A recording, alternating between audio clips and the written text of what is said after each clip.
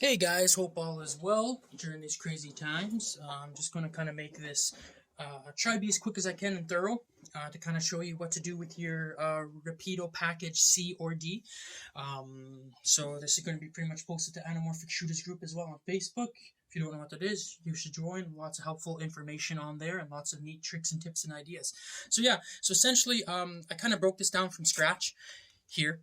So here's pretty much the FMJ. So you've got the 2x scope inside here for what Jim Chang gives you from Rapido if you order the full package, and it comes with all like the ring collars and things like that. So I'm gonna kind of try and get quickly as soon as I can. Don't worry about the scope being off. If you notice if the scope is off a bit when you get the package, you're like, oh no, it's off center, and you have to take everything apart.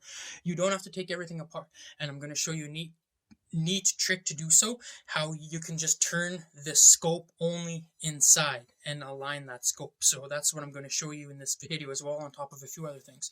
So there's a couple set screws in here. There's a ring and collar. Again, if you feel like you don't want to use the variable diopter from them and you want to use your SLR Magic rangefinder or some other one, you can take off the collar and adapter, because Jim put 77 mil female threads in here, so you can thread on your rangefinder or your HD and CA hardcore DNA diopter as well, and many others. So yeah, so let's kind of quickly get through this here if we can. So here's, we can start with the back end. I guess it's not going to matter. Mine came with the RMJ, of course, the rear metal jacket.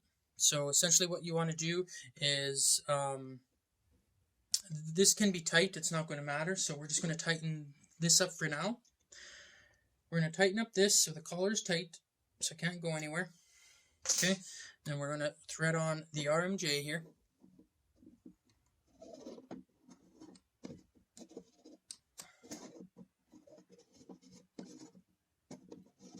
I actually switched scopes too, so I just kind of thought I would make the video. I'm gonna have trouble getting this thing on, like I always do, because these threads are very fine.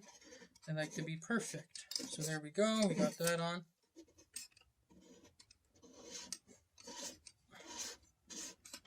So we're gonna thread this on. You kind of want to thread it so it's almost snug tight. So pretty tight, I mean not too tight, and this is where we can make the adjustment here afterwards. So you notice you go to put your adapter on, and it's not straight for whatever reason. I'm just going to find where my slot is. Somewhere around here, come on baby. Yeah. Okay, so you notice it's not exactly straight up, so that's what I'm going to show you how to do and correct. So now we can unloosen this because there's a collar in there, and now we can just turn this so it's straight. So you can make sure that when you put your camera on, you can probably get your camera on and just make sure it's centered. I have mine on a rail system anyway, so it's going to be pretty much flat, parallel, straight to the rod. So I'll put my camera, I'll slide this on, or I'll put my camera on first, and then I'll slide this on. I'll kind of snug it up a bit, and then it'll kind of center itself where it has to be. And then once it's done, and you don't want it to move, then you simply tighten up that set screw here. Right here. That's it. So now that won't move. It's tight now, it's locked. There's 3 set screws for the scope here. 1, 2, and 3 on the other side here, and that's going to kind of what I'm going to show you about the scope. So even if the scope is a little bit off, like mine's a little bit off, kind of hard to tell, but mine is a tiny bit off, and I'm going to show you how to make those adjustments, so you don't have to worry about it being off and have to take everything off. So now we're just going to put the diopter on. Again, there's 75 female threads, I believe, on the back.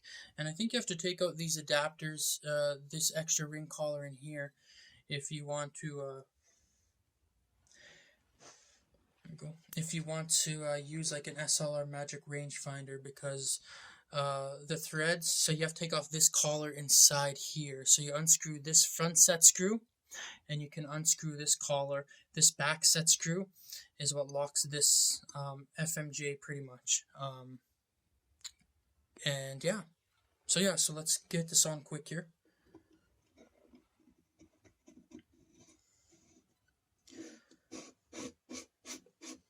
And some of you might want to know, I know a lot of people were kind of complaining about the FMJ seems too stiff. There's 3 little tiny screws here. 1, 2, and 3. You can unloosen those, and then you can adjust your travel, I guess. Like you can adjust your tightness or your stiffness of your focus ring. So here we are here. I'm going to quickly make sure mine is somewhat straight, even though I'm not too concerned about it, because I can always adjust it later. And you just use these, tighten them down a little bit so they don't move. And there's 3 of them on here. I mean, you can tighten them with your hands and it's not going anywhere. And you can also change these screws. You can go grab them at Home Depot, whichever. You can just give them a little bit of a snug up so you know for sure they ain't going to move one bit. There we go, done. Okay, so that's on. We got the front variable diopter on, the rear metal jacket with the take-in lens inside. This is loose. I'm going to show you. You can probably, I'll just do that now. So right now, my aperture ring, I believe, is closed. So let me just put this cap on the front here. And I'm going to do this the best I can here to show you. So mine's fully closed right now. And actually, to show that, you know what, I'm just going to, I don't think we're even going to be able to see anyway. Yeah, we're not going to be able to see anyway. So I'm just going to keep the cap on to kind of protect the cap and stuff like that. So mine moves a fair bit. So mine, right now it's closed. I want to open it to open, so I have to go rotate it that way. So I'm going to give like a couple little steps or a couple little turns like here-ish, and I think that should be good.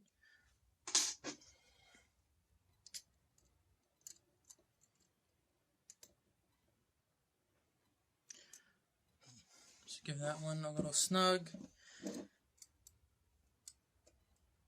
Give this one a little snug, and these can always be adjusted afterward as well. So there we go. We got those. Now I'm gonna take off the cap. You can see it move, and there it is.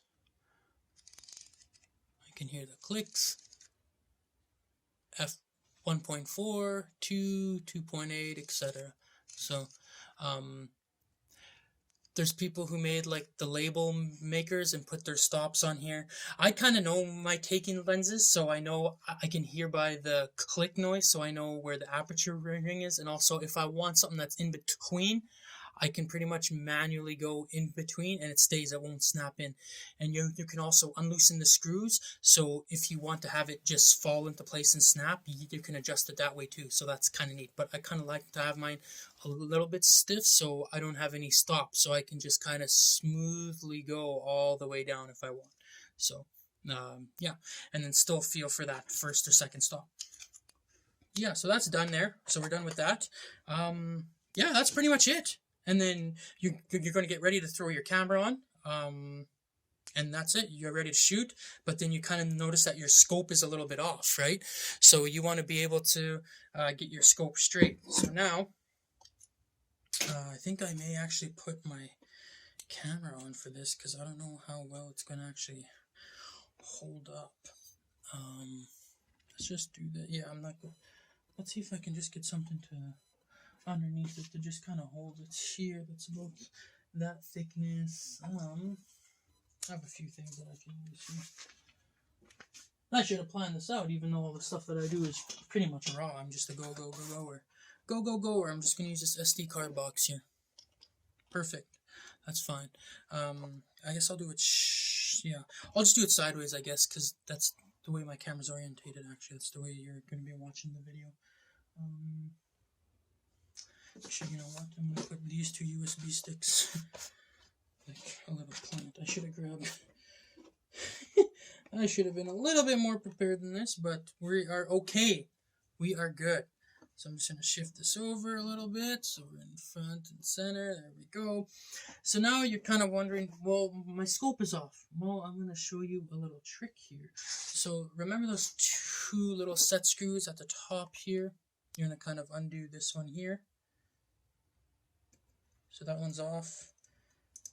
This other one here is tight because that's how I was able to thread on the diopter. So if you want to change your diopter again and you don't like the orientation of it, you undo these two screws at the top and you can spin this diopter however you want, because there's that collar still inside the FMJ. So just kind of like the rear MJ, you can tighten everything up, loosen the one screw / these two screws here, and then spin it.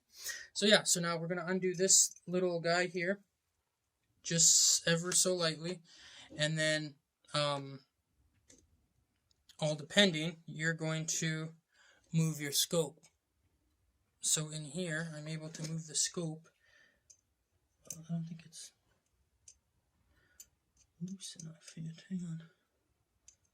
There we go. Okay, so now we're good.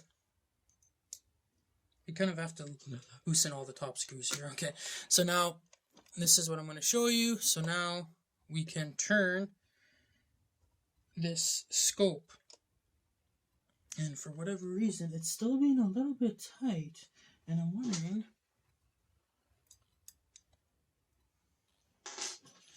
it may be because of these, because this is too tight, too close to the FMJ where the part actually spins. So here's what I'm gonna do. Just crack that loose and crack this guy loose over here. This is just the mounting bracket part, I guess, is the one that I'm loosening over here, like the ones that are supporting the FMJ. So there. So we'll just unloosen those. So now, so you got your camera and everything set up, and now you just want to turn that scope inside. So now here's where you can turn the scope. So you can make sure that your I'm gonna do this. So now you can make sure that your scope is straight. And the thing is, you do have to get it fairly straight. You do have to get your scope pretty much eyeball as close as you can, and then you can make those small, tiny, micro adjustments while you have it set up on a tripod and you're looking at something. So yeah, and essentially what you're going to do is these mounting points here on the bracket, that's going to be how your scope will move to make it straight. So yeah, so once everything's on and you're on, that's what you do to make the adjustments of your scope. Okay, and then you can make all these adjustments after, because that's no big deal to just turn this half a turn like that. See, straight, right? So everything's loose. So you do this, you make sure that you turn all of this, and yeah, that's pretty much it. And then say if it's like that and you're like, oh no, it's not straight, well then you just give that a turn here, and then you're good. Okay, so yeah, so I'm hoping this helps. I'm hoping this helped a lot of people to figure it out. This is pretty much all that I have to show and do.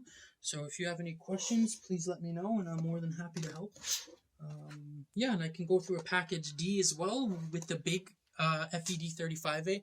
Exact same thing. It's just you have a larger diopter in front, but all the components from here on and out, they're all the exact same. So it's kind of neat that you can assemble it all and then make your adjustments after, when it's all set and done on the camera. You don't have to take off your camera and piece it all back together. You can just have it as is, as it comes in the package, and then do all your adjustments last. So thanks for watching, guys. I hope this helped, and let me know if y'all have any more questions, and I'm more than happy to help. Thank you.